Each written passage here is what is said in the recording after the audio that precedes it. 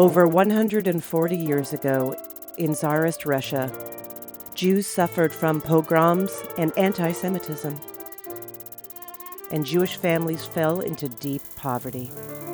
But then, in 1880, Baron Horst de Gunsberg, Nikolai Bakst, and Samuel Polyakov founded ORT to provide education and training in practical occupations for Jews in Russia and later in Europe.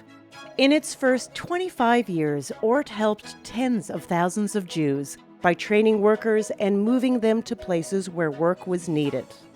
In 1922, ORT was launched in America. It was supported by labor unions and their leaders, industrialist scientists, writers, and lawyers, former Russian citizens, and American Jewish organizations. From day one, this American arm provided much-needed support to sustain ORT's work, like providing equipment and tools to over 10,000 members of Jewish communities. In 1927, the Women's American ORT, the WAO, was founded. Its strong leaders and members passionately supported ORT's work, aiding dozens of ORT centers and workshops for job training and educating young people in Jewish studies, laying the foundation for ORT's work today. In 1940, the WAO became an independent organization, and together with the American ORT, continued important work before, during, and after World War II. In August 1945, ORT took the first steps to help survivors in the DP camps. ORT's vision was to encourage regeneration and hope through meaningful job training to help survivors start new lives.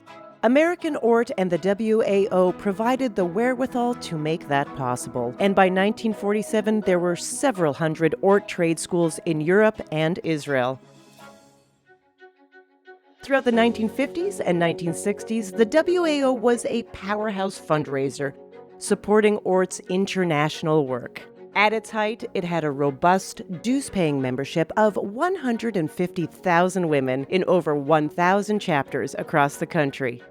American funding also supported vocational and technical high schools in Western Europe, South America, North Africa, Iran, India, and Israel. Funding also supported Jewish education for young students.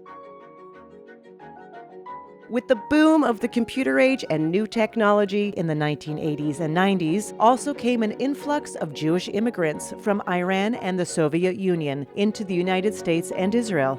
The WAO and American ORT channeled their aid into technical education programs in these two countries.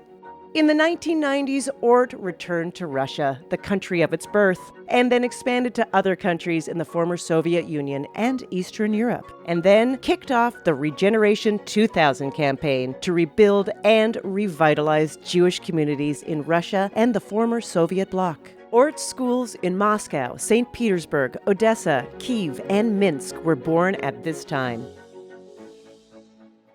And then, in 2006, the American ORT and the WAO joined hands to form a single organization, ORT America. ORT America has strengthened its ongoing commitment to existing initiatives and developing new ones, celebrating an era of strength and synergistic resolve.